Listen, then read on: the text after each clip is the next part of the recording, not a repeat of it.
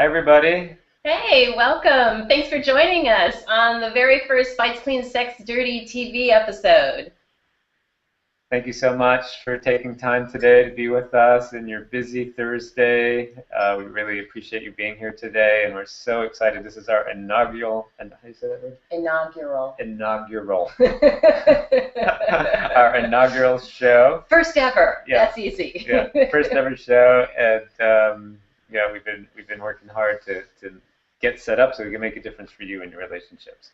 And we'll tell you a little bit more about us in a bit and how we actually got here to be in a place of hoping to give you some advice so that you have the most extraordinary, playful, peaceful, passionate relationship. But first, we want to just tell you a little bit about this work, and then we'll tell you a little bit about us. So, relationship work, well, let's just say relationships, they can be work. I've met a few couples that say, oh, I've never fought, and, the sex is always hot, and we'll be interviewing some of those, but most of Yeah, them... we want to figure out what their special sauce is. Most of them we dig a little deeper, and they're like, oh, well, that's what you mean by a fight. Well, yeah, we do that, too. So...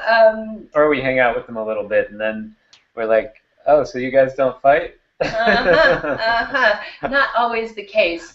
But this work is really different in a few different ways. You want me to pick these? You want to say something about those? Let's go back and forth. Okay, we'll go back and forth. All right, first and foremost, as you can probably tell already, humor heals. We like to laugh. We like to lighten up, especially when it comes to relationship conflict and sex. We want to lighten up a little bit, not be so significant and serious. And then the second way it's different is we're really proactive. Most couples work, they kind of dissect the problems, and we're really about designing solutions, and so we want you to be moving towards what you do want, not away from what you don't want. And Gabby's awesome at this in our relationship. So if at least one of you is great at this, then you're set. Better if you can both develop these skills. And it does take some skills. Relationships, I said, they're not easy, but it's not your fault. They are complex. As a human being, it's hard enough to manage our own emotions and experiences, especially if we're hungry, tired, technology issues. That's one of the biggest causes of our fights. Yeah. But it's not your fault. Life, it's busy and it's stressful. And, really we were never taught how to do this. So, but we're here to make it easier for you. And we are here to teach you in some ways that are going to be, we call them easy on-ramps, so that things are quick and ready for you when you are, and when you need to apply them the most. And then the third way that this work is different is that we really are focusing on engagement. We're going to do 20 to 30 minutes of content for each beginning of the show. Usually, we're going to have experts to interview, and we have some great people coming up for you. But for the first show, ta-da, it's us. But really, what's most important is that your questions get answered. So we'll let you know when it's time to hit the button, and you can start letting us know your own tips or asking us about how do I handle this or handle that. But at least half of every show is going to be about you and your questions. So we're humorous, we're proactive, and we're engaging. So look for those three themes. Yeah, and get ready to be able to source having an awesome relationship, even when you're in the depths of right?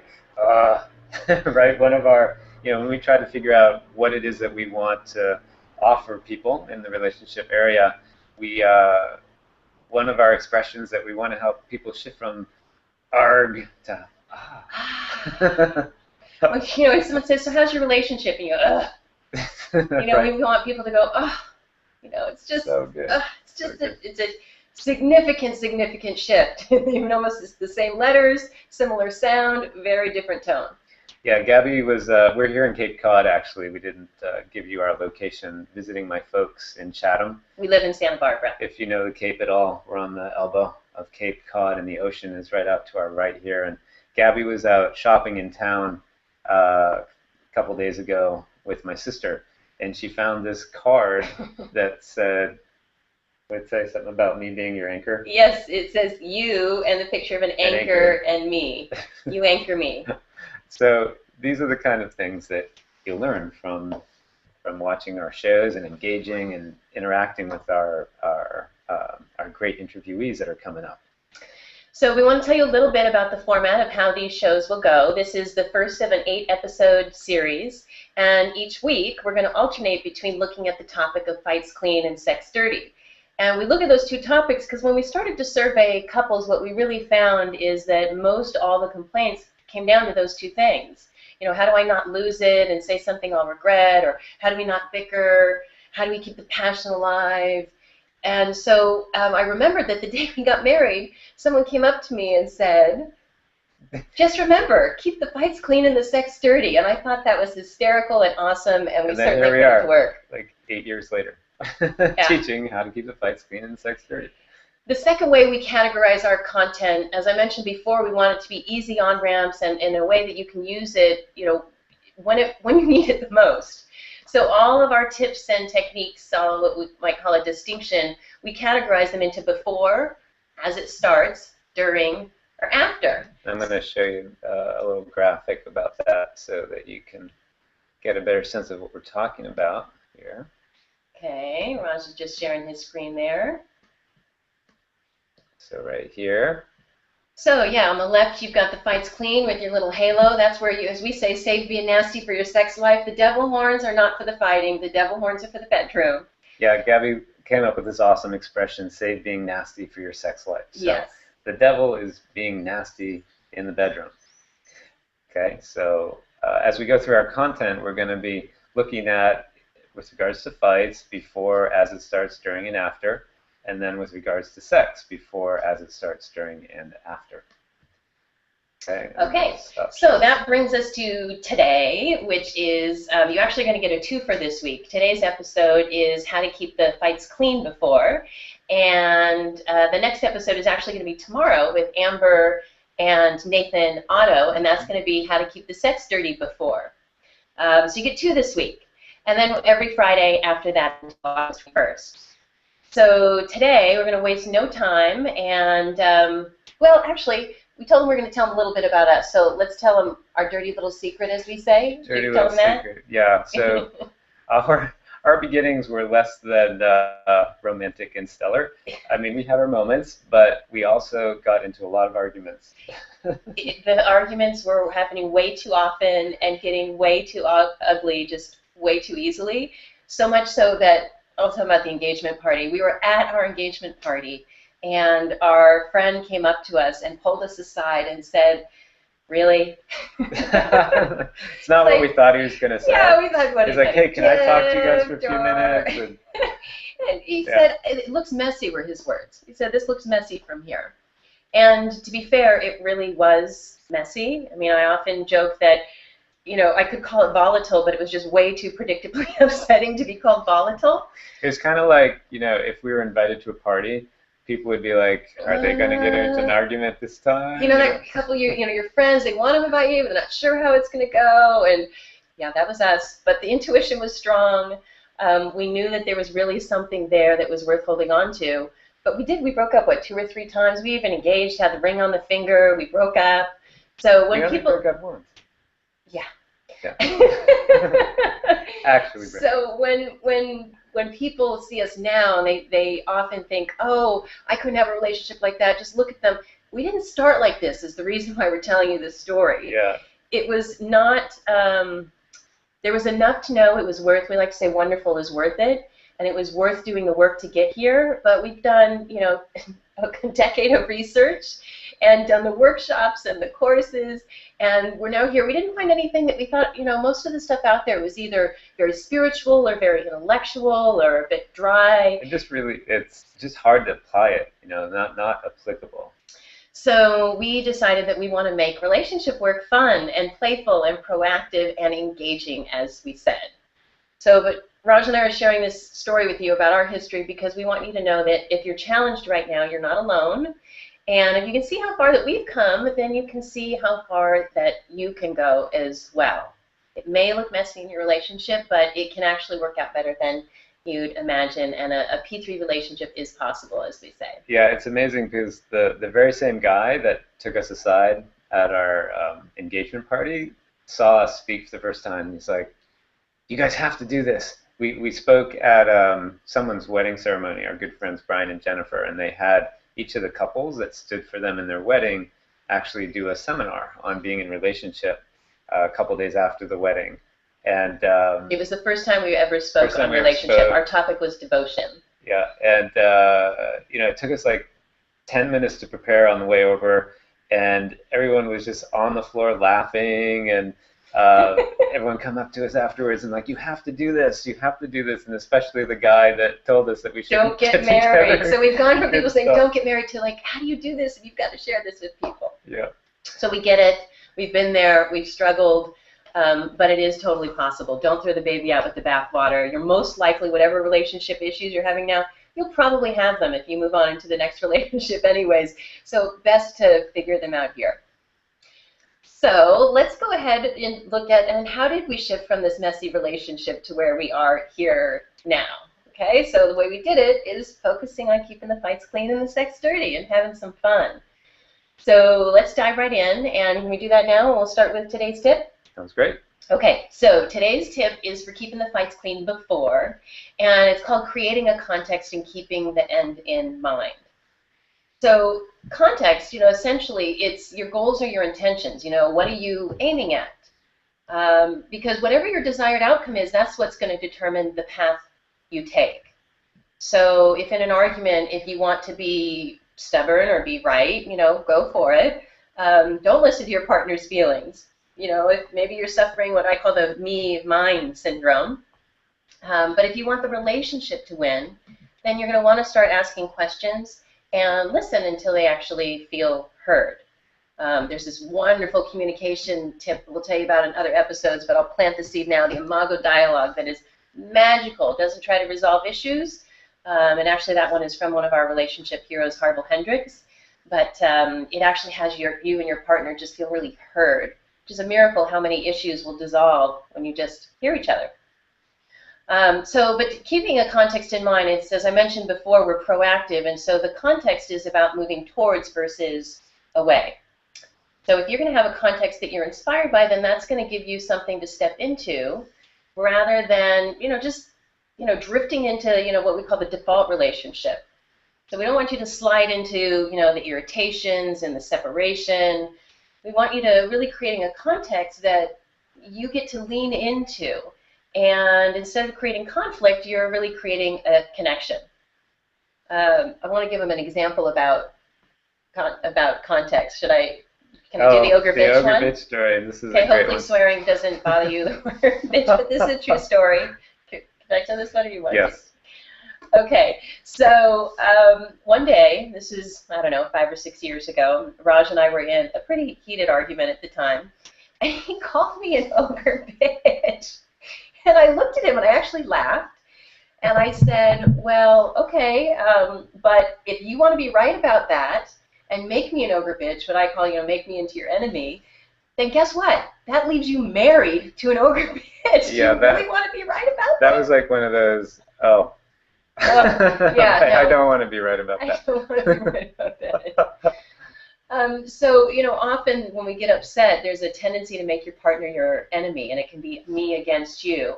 And so part of the context in your relationship, you want to decide, is it for you being right, or is it for you being connected? You get to be close and connected, or you get to, be right.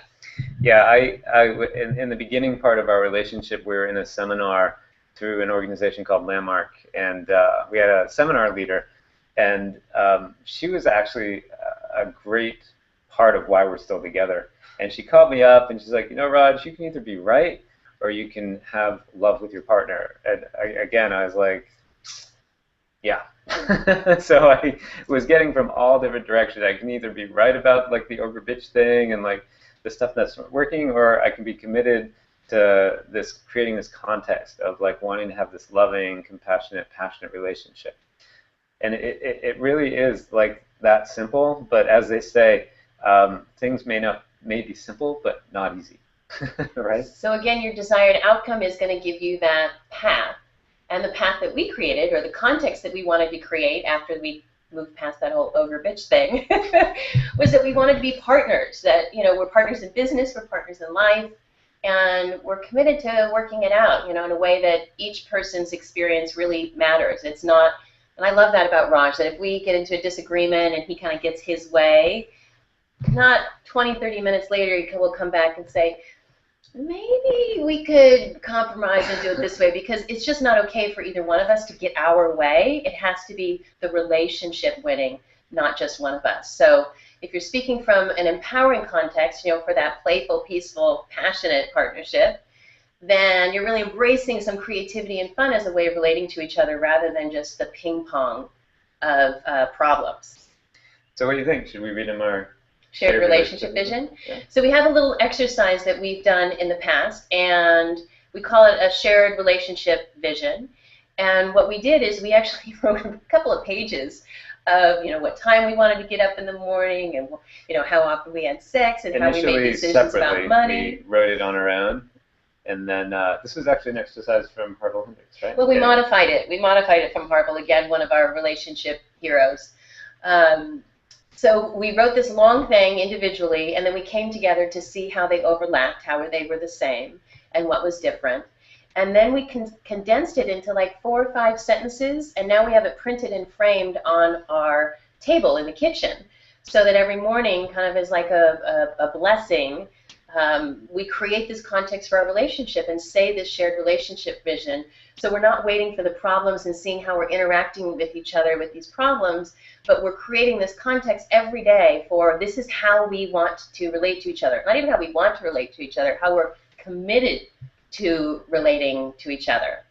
So I just want to pause for 1 second. If you as the audience have any questions or comments, just put them into the comments window. Okay, so feel free to do that, and we'll do our best to get to those questions and comments. Okay. And in a few minutes, we're actually going to be turning on the live Hangout button, and so you'll be able to engage and ask your questions live if you want to do that as well. So go ahead and get those ready.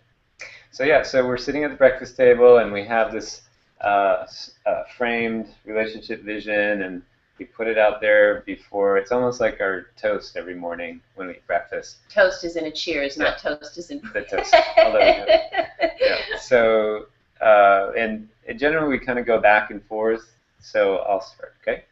Okay. I love my marriage and my wife. I love my marriage and my husband. We are playful, peaceful, and passionate. We are playful, peaceful, and passionate. We are hot for each other, and we express it daily. We are hot for each other, and we express it daily. We generate with intention, and we communicate with care. We generate with intention, and we communicate with care. We seek to understand, meet, and spot each other's needs and delights. We seek to understand, spot, and meet each other's needs and delights. And we contribute to the world. We're on top of what is to be done, and we're abundant with our finances, time, energy, and love. We contribute to the world. We're on top of what is to be done, and we are abundant with our finances, time, energy, and love. Okay, so now it's your turn. So in we believe in engagement and action, and we can give you all sorts of great ideas, but in the information age, you can get information about almost anything, almost any time, right? It's the internet.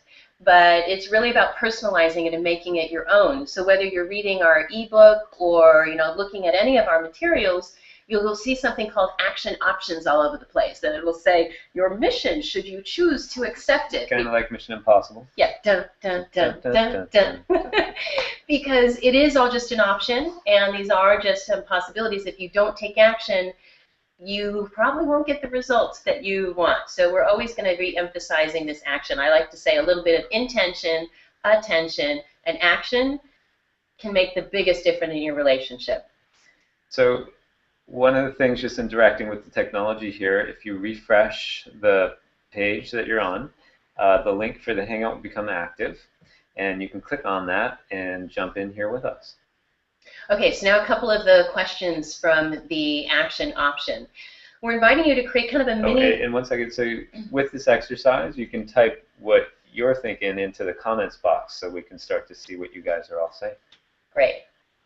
So you want to talk to your partner, or you can just create it on your own right now. If your partner's with you, great. If they're not, you can bring it to them later on. But just jot out a few ideas for what's the context for your relationship. And for now, you might want to keep it to like 3 to 5 sentences, so it's not too long. You can say it regularly. It's not like, oh goodness, I need 5 minutes to say this to each other. And once once you've written those out and you've decided, yes, this works, and we're inspired by this. This is an uplifting context for us, and I want to see it every day and say it every day. Then go ahead and print it out, put it on the refrigerator. We have it. I actually, if you go on Etsy, you can get a little brass credit card. It's shaped like a credit card, and you can have it engraved.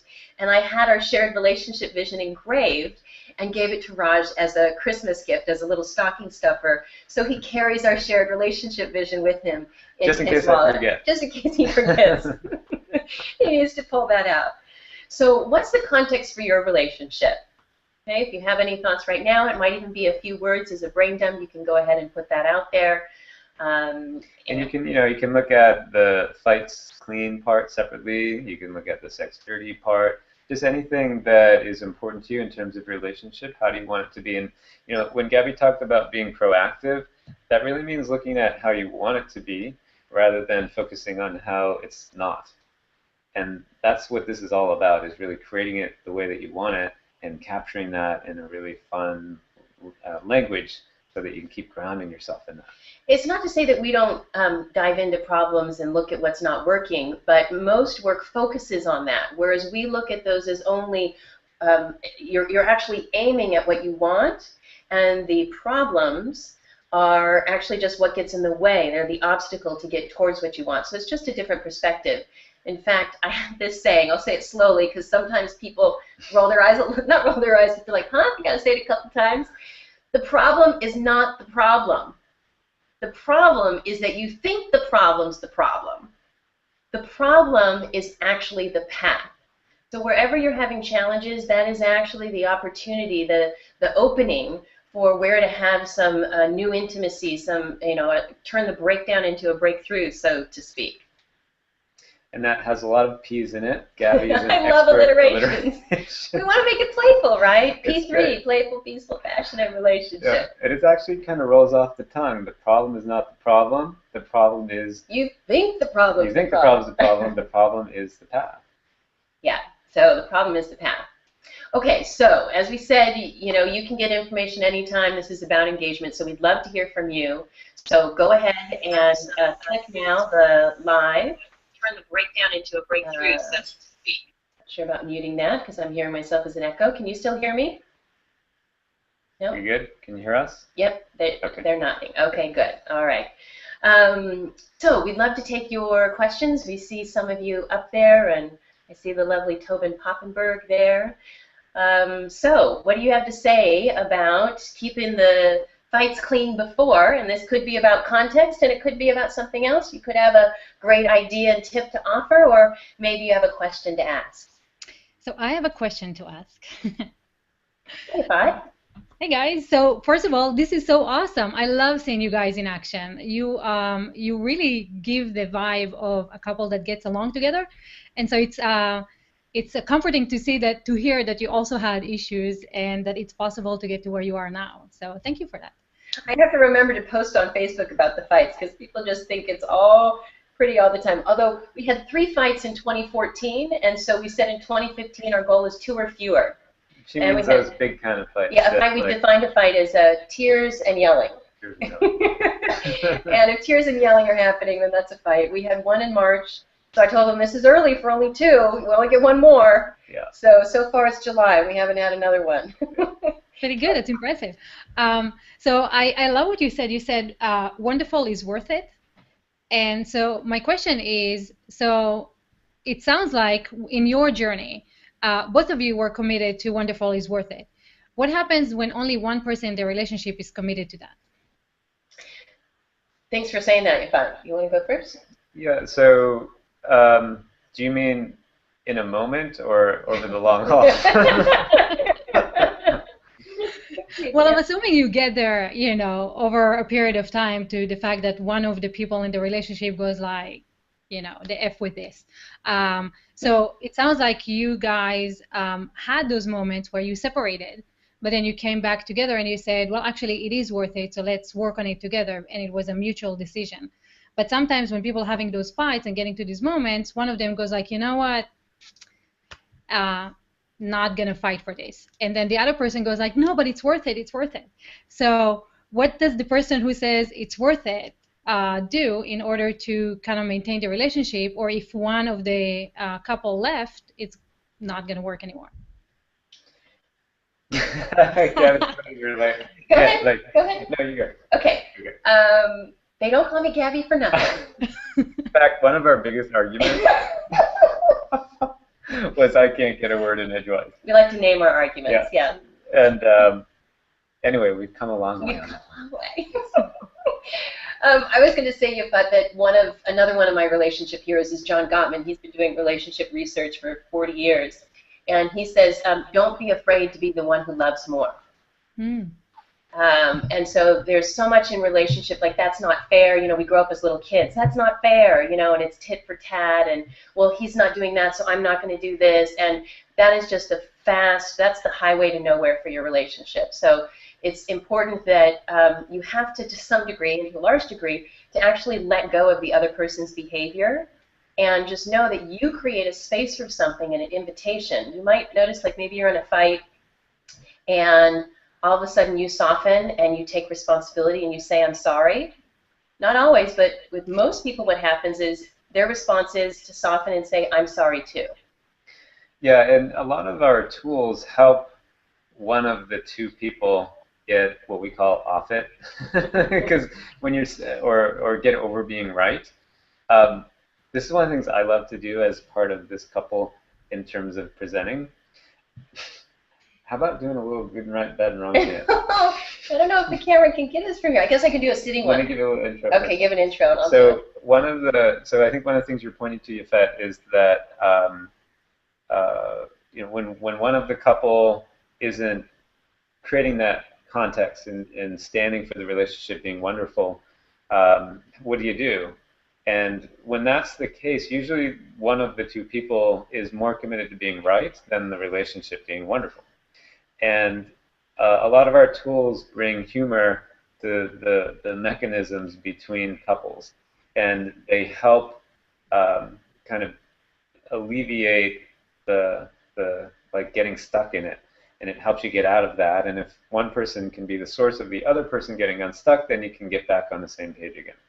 Because the problem isn't when there's one person who is standing for the relationship, or let's say in an argument is calm in the moment, and the other is, you know, hasn't eaten, has had technology problems, you know, on their computer, or whatever's happened during the day. The problem is when both people are like that.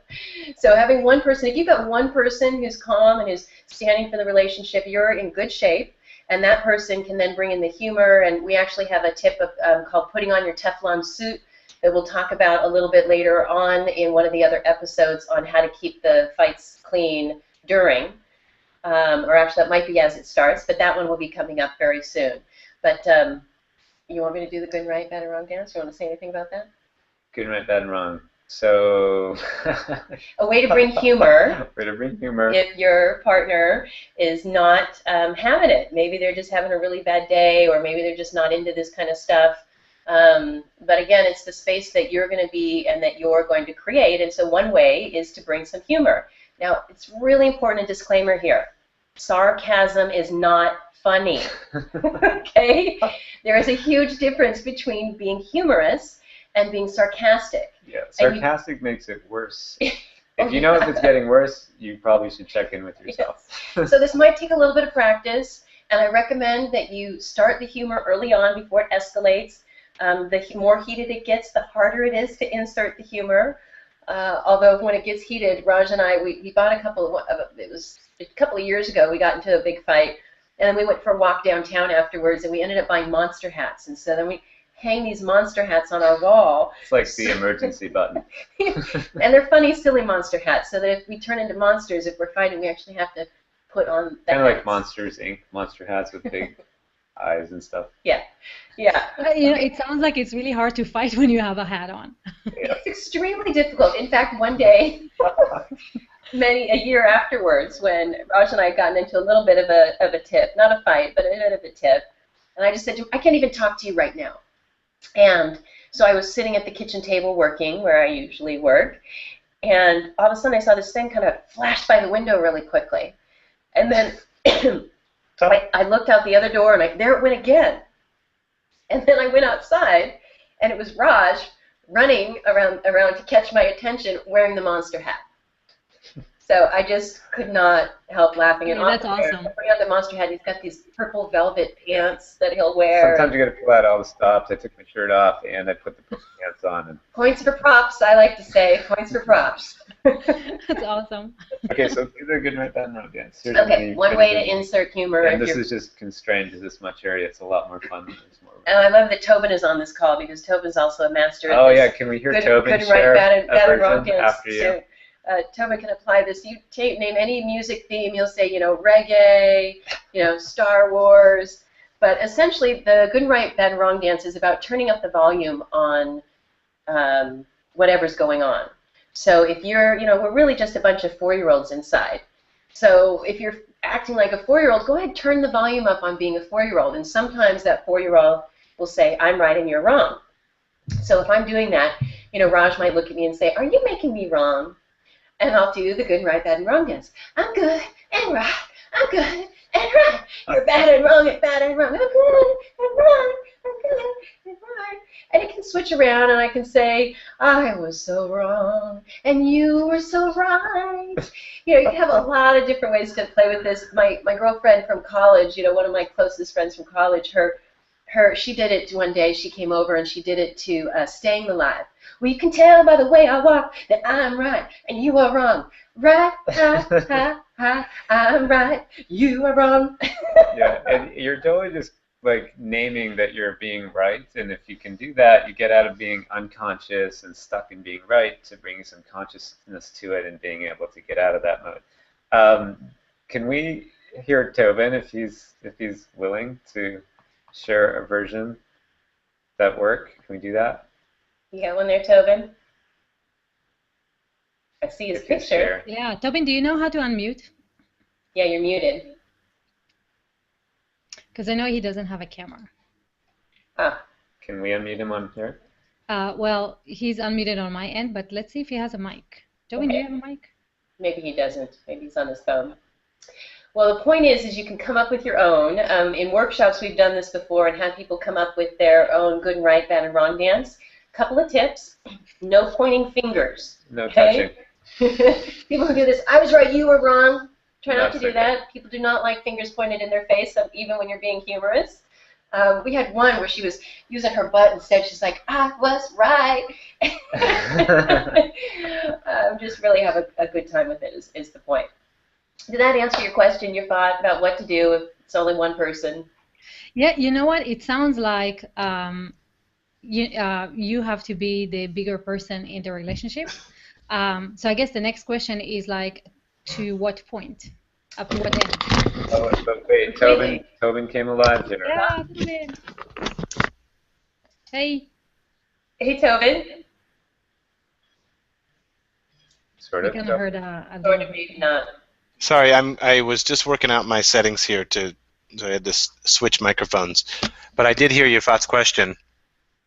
Well, Tobin, we were talking about the good and right, bad and wrong dance, and you are a master at modifying the good and right, bad and wrong dance. We're wondering if you'd bless us. If you bust one out. Oh, well, I don't have a camera, but good and right, I'm good and right, bad and wrong, you're bad and wrong. That's right. Thanks, Tobin. Uh-huh. His wife actually, when they did their shared relationship vision, they actually put humor in there. Specifically, he has a Scottish voice that she put in the agreement that he has to use his Scottish voice at least periodically to make her laugh. Can you give us a little of your Scottish? Maybe do a good and right, bad and wrong in Scottish accent. I cannot do the brogue under pressure. It doesn't work. Don't make me. Thank you, Tobin. One of the most funny guys I know. You're welcome. So you asked to what degree? So do you mean like how long do you do that, or what do you mean? Right. So if you are in a relationship where and eventually, guys, you're gonna recognize that my relationship It's like that. So, and like you said, you bring yourself to every relationship you are in. So the question is, if you're the biggest person in the relationship, the one that makes the space, and the other person does not, to what end do you hold that space? That's a very good question. Well, in the short term, it really is, a lot of people want relationship to be 50-50, and it plain and simple is not. Relationship is 100% 0%. And Wait. Meaning, it's that 100%, 0%. What if you're the zero all the time? well, we're getting there. I'm going to get there with another expression. Evan Pagan, a personal development and marketing guru and friend of ours, he says that, and this is in business, but you can look at it with relationship, is a good ratio is give, get. So don't be looking for the tit for tat, but if you're giving all the time and your partner is never giving to you, then that is eventually going to be a corrupt relationship. But it usually doesn't start that way. The key in relationship is to start small. If you're having big issues, try to just take on one particular element, one piece or one thing. Don't catastrophize as the whole relationship. Now let me also, though, parentheses that and say, look, if there's abuse, if there's just things that are unworkable, that's part of why we created our shared relationship vision, because now we have an agreement for what is our relationship about, so that if it's outside of that agreement, we can actually talk to our partner and say, look, this is what we both said we wanted, and this is not happening. And as I said, you look at money, sex, kids, all the different areas of life. But relationships don't end like that, mostly. It's a slow piece, and usually if you talk to someone who's divorcing, they'll say, it was just that one day that he looked across me at the table and I just knew it was over. Because it's a slow thing, and people think, oh, it's fine, and then it's over. In fact, I often have an expression, I say, fine is effed. Okay, I won't say it here, but, when someone says, oh, we're fine, I'm like, that's a slippery slope to effed up, okay? You do not want your relationship to be fine. Yes. Yeah, and one of the things Gabby likes to say is choose wisely. It's the first piece of the relationship advice. Is choose wisely. I met him doing personal development work, so it was a good sign. And it also plays in with creating this context. If you're creating a context and you can come back to that core, one of your elements can be that we're both 100% responsible, or I'll be 100% responsible when you're not willing to. You want to have that be part of your relationship dynamic, and if the other person isn't willing to do that, then you should get that sorted out early. So it's good to look for it overall, but on a moment-to-moment, day-to-day, be willing to have your partner not be in a great place. Don't have your behavior be dictated by theirs. So we're going to be, I mentioned holding the Teflon, putting on the Teflon suit and holding the trash can before. If someone's in a really bad space, try not to get engaged and go in the ping pong back and forth, but they've got stuff going on. I usually there's an expression, HALT, hungry, angry, lonely, or tired. And I would add an extra T for technology problems, because that's usually the biggest signal of one of our fights. So is your partner under-sourced? Have they not had a lot of sleep? If so, go ahead and let yourself be the bigger person and hold the space and the invitation for them to come back into the relationship. Awesome questions, Yafet. Thank you. Kyla, you want to unmute? Hey, Kyla.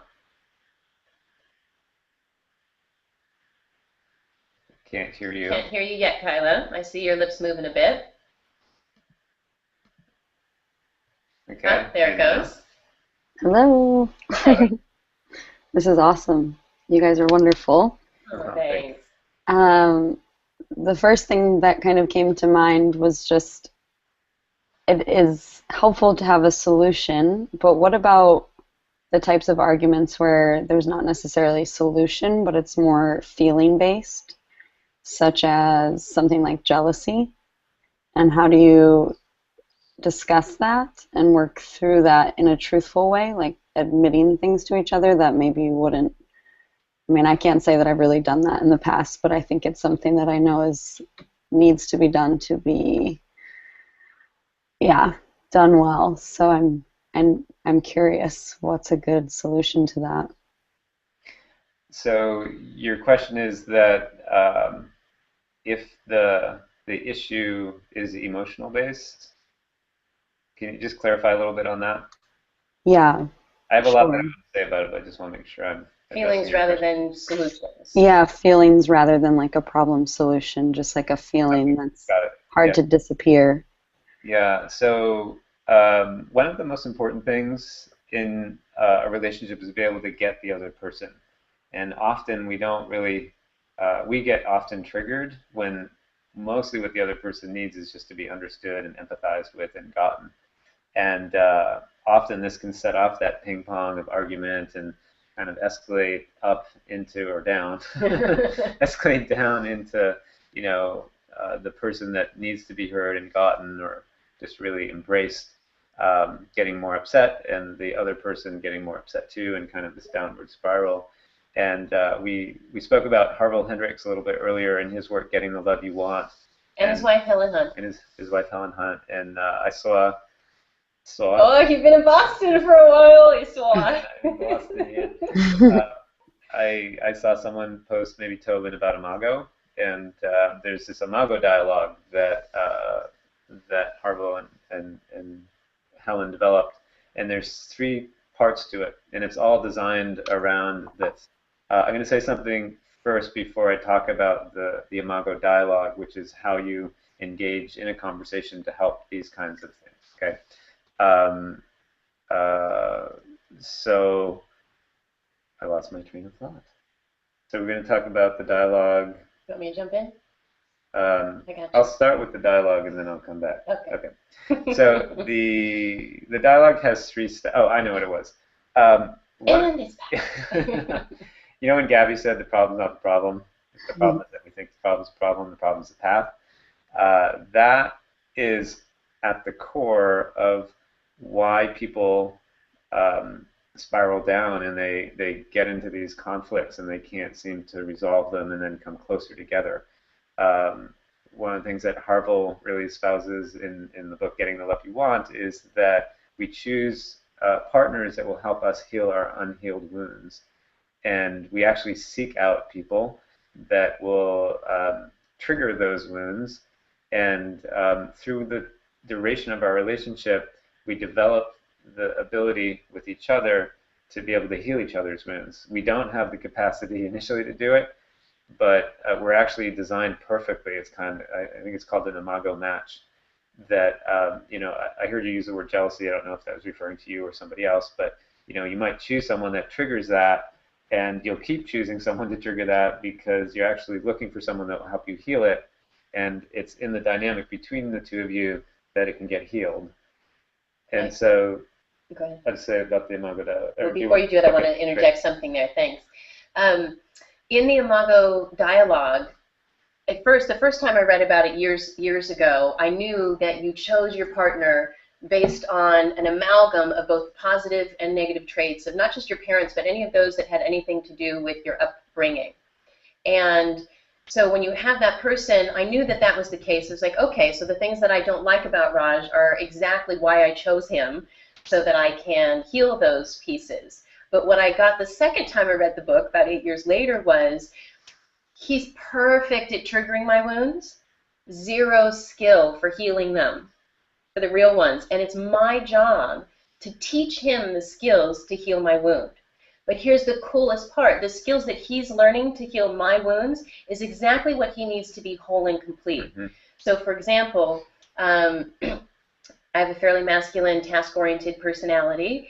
And when Raj and I first got together, he was very emotional and sensitive. And I realized that we were there to help each other with that. And Raj helped me soften into what he needed was me to soften into my feminine. So that when he got emotional and upset, instead of me going, I'll have to take care of it myself then, you just are no help. And the first time I said, honey, put your head in my lap, rubbed his head and said, what's going on? He stopped getting upset like that. So what I needed, and then, of course, the months later, everyone kept saying, Gabby, you're so much softer. You're so much softer. They were like, I don't know what you're doing, but keep on doing it. We heard that in the first 2 years completely. So do you want to tell what the actual process is? I just wanted to make sure that people got the full picture of the Imago dialogue Yeah, yeah. or the Imago Do you have match. any questions, Kyla, about that bit so far? What we've said, No, or anything you want to say about it? no, thank you. Okay. So the Imago dialogue, and Oh, one last thing before you go through the sure. steps. The whole point of doing an Imago dialogue, it has nothing to do with solving the problem. That's why it's so perfect for beautiful. what you said. It's not about solving it. Look who's interrupting who now. I Alright, love top of the it. world. This is breakthroughs. Go ahead. So yeah, it's all about that whole thing of when someone just needs to be gotten and understood. This is a tool to do that, and mostly we have no idea how to do that. So like when someone is communicating something that's emotional, sort of to you or at you, depending on how you look at it, all your stuff gets triggered, and all that you can do is mostly keep yourself from reacting if you're that skilled. Or if you even know to try. Yeah, if Basically, you know to try. instantly someone says, even a friend of ours was telling us today she went to talk to her parents about something, some feelings. And they started to get all triggered. And she said, really, I'm just sharing with my feelings.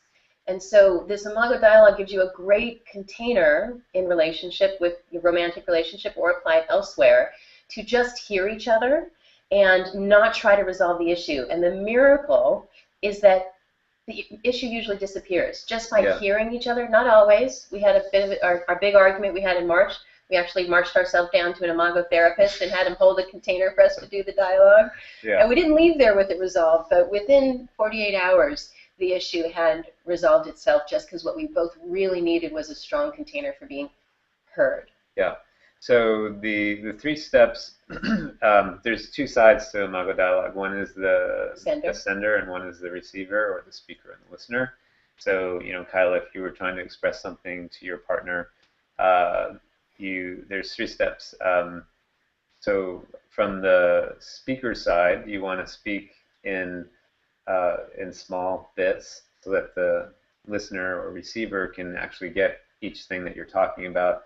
Sometimes when we're the speaker, we can go on and on and on, and the person kind of glazes over and kind of doesn't know what to do with it all. So when you're trying to communicate something on the speaker side or sender side, you speak in small bits. You also speak in I statements. I feel this. Yeah, I've seen this. What else about the speaker side, honey? I'm better with the receiver side. Just watch your tone of voice. Mm-hmm. Also, your structural language. Just pay attention to how you're communicating structurally. Not that you have to control it, but as I say, your body can speak louder than your words. So just be aware that that's part of your communication. And then let's see. I've got an acronym for the sender. It's all it takes is wisdom, vision, and relatedness. And so V was for tone of voice. Relatedness is like you can make a request at the end. Ask for an appointment. It's really key to make sure it's a good time. And I read a report recently. It said for Kyla, for a man, 8 p.m. is the best time to talk to a man about an issue. 8 p.m. Sure. So timing is good. You would actually ask, is this a good time to have an Imago dialogue? I'd really like to share something with you without a interaction, but just really share it with you. Now the acronym for, or the mnemonic I created for the receiver is loving more seals victory every time. And so you want to, L, loving, is for listening. You want to actively be listening, not just bobblehead and thinking in your mind, but really generously listening. The M is for mirroring. And so you want to give back what they have said to you, using their words, but not parroting them. It's really important that you use the words that they use because, I don't know how many words there are in the English language, but they picked certain words, and they picked those words for a reason. That's the words that they meant to express. And often, some of you may have heard of the expression of mirroring or giving back what someone said. That's what Gabby's talking about here. If you give back what they said, but use a key word that's different, then you're not giving back what they said, you're giving back your interpretation of what they said. And what they really need to know is that you heard what they said, not what you think they said. So when you're mirroring and you give something back to them, then you ask them, after you've said it, did I get it? to make sure that you got it right. Mm-hmm. And then after they said, yes, you got it right, then you would say, is there more? And in fact, to remember it when we were upset, Raj and I created a little dance. Ready? Did I get it? Is there more? Did I get it? Is there more? Did I get it? Is there more? Not always appropriate, depending. But, you know, hey, if you need a little laughter or to remember, did I get it? And is there more? When you're in an Imago dialogue, that's all you need to know is, did I get it? And is there more? And so Yafet asked a question, is paraphrasing wrong? You don't have to like say everything that they said. In fact, parroting is not what we're after here. You're not trying to like, and then you use the and that's not the mirroring. You can paraphrase, just make sure you catch the key things and use the keywords that they use. Does that answer Yafet? So yeah, well, you know how sometimes the you know, well, I don't know. For me, for example, I don't know if it's for everybody. I was like about to say, you know how everybody does. Well, for me, sometimes I'm like, don't listen to my words, understand my meaning. So it sounds like what you're saying is, if I used a certain word, but that word might have different meaning, they'll repeat that certain word and take it with their own meaning, and then we lost the entire conversation. Well, but when you say, did I get it? You're giving them, even if it's in their words, they might say, actually, that's not quite what I meant. Let me try saying it again. Yeah, one of the awesome things about mirroring, if we're just using that word, what someone said, is that there's a couple things going on there. One is it actually really requires that you listen. And when you say, did you get my meaning, like you can't just say something back and have the person feel like you got it if you didn't really get it.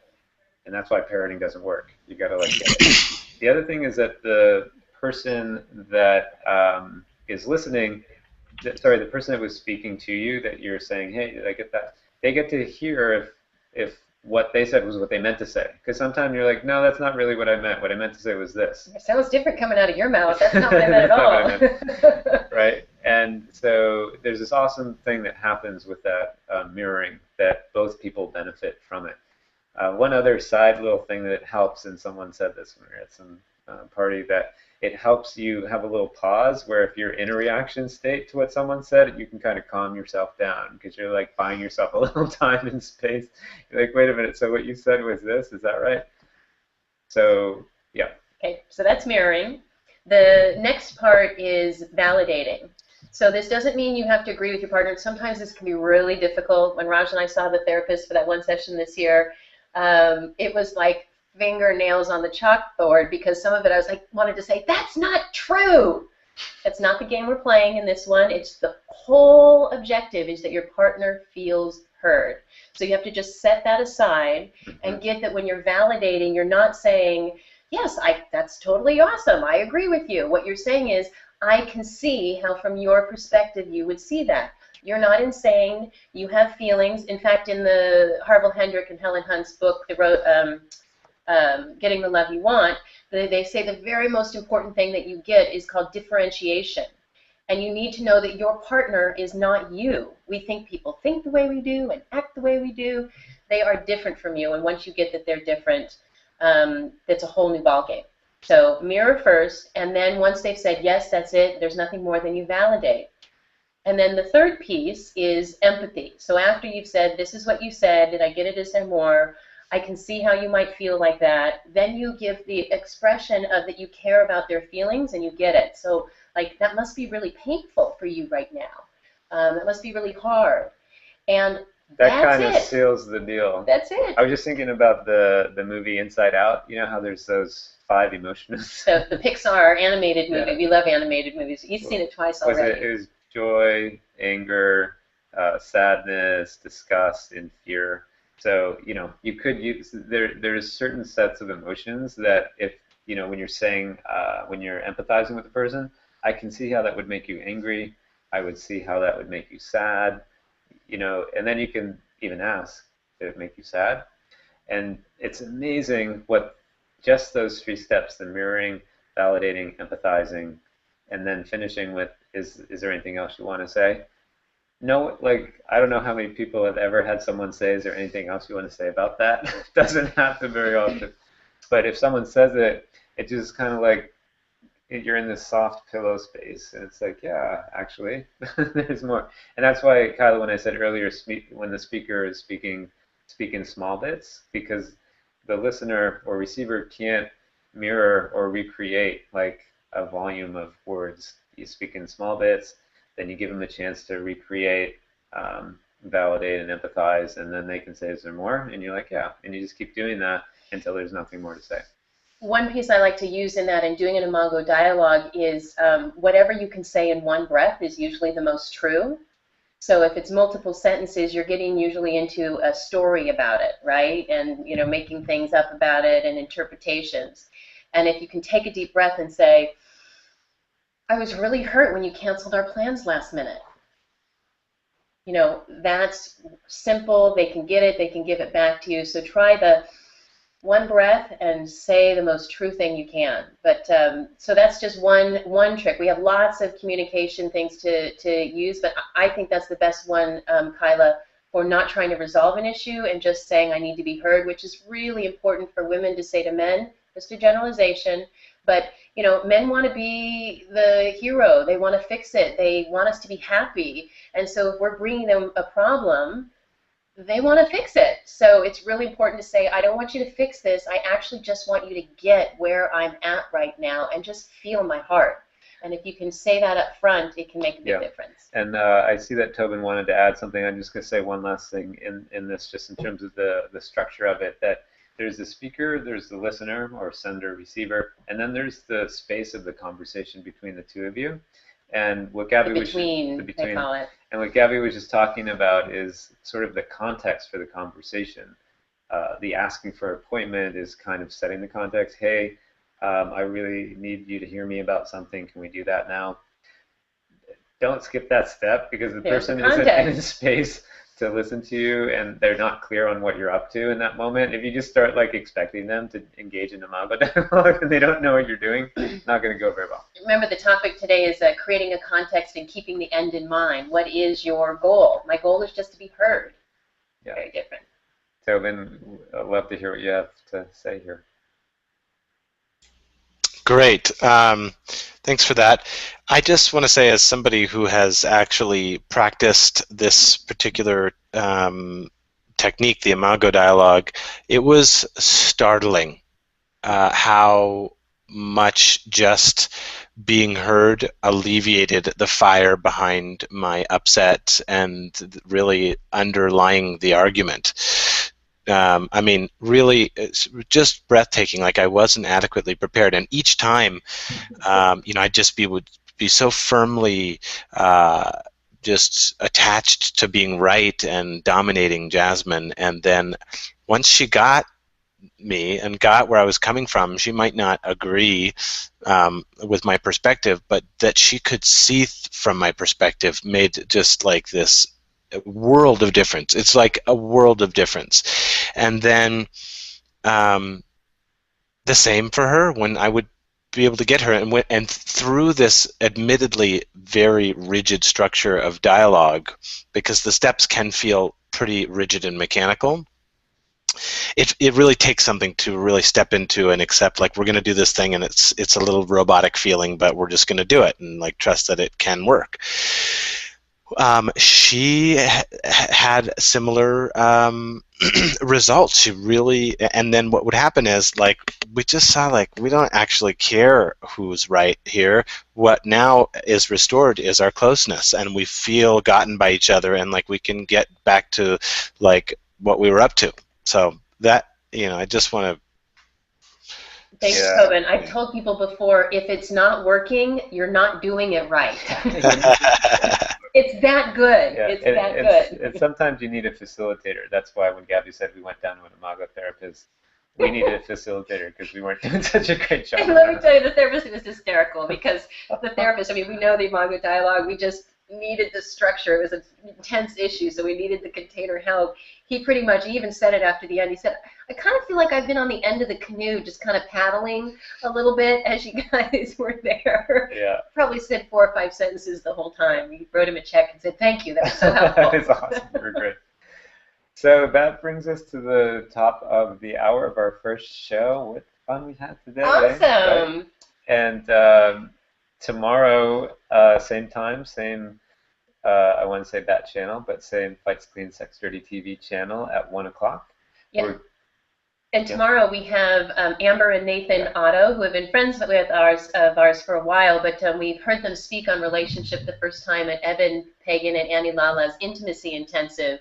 And they talked about these on-ramps and off-ramps for the sacred and the secular. And Raj and I modified that a bit, and we talk about easy on-ramps all the time, whether it be mastering mini seductions and how to keep it sexy. But one of the ways to go on and off in a relationship. And so the topic is how to keep the sex dirty before. Just like today was Fights Clean before. We're going to do Sex Dirty before tomorrow. Keep alternating each episode with Fights Clean, Sex Dirty. And this, as I said, is a twofer, so 2 in a row. And then it will be every Friday after that until August 21st. So thank you so much for being here on our inaugural show. We'll have replays of the show available on our site. You can go to the episode library page of relationshipfunandgames.com. There's a Fights Clean Sex Dirty TV link on the page in the navigation, and you can find our episode library and find a recording of the show here if you'd like to have anyone watch it, including your partner. And I just want to go on record in thanking all of the team at Relationship Fun and Games, and especially you, Yafat, for your invitation for us to do this in the first place. And our entire team, what an awesome, awesome team. Sarah, Dennis, Kyla,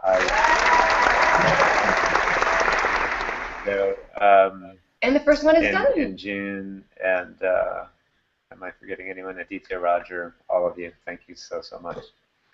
We love love. We love you. We want you all to have the most extraordinary, playful, peaceful, passionate relationships possible. So thanks for being here and spreading the word. Keep it fun. Keep it fun.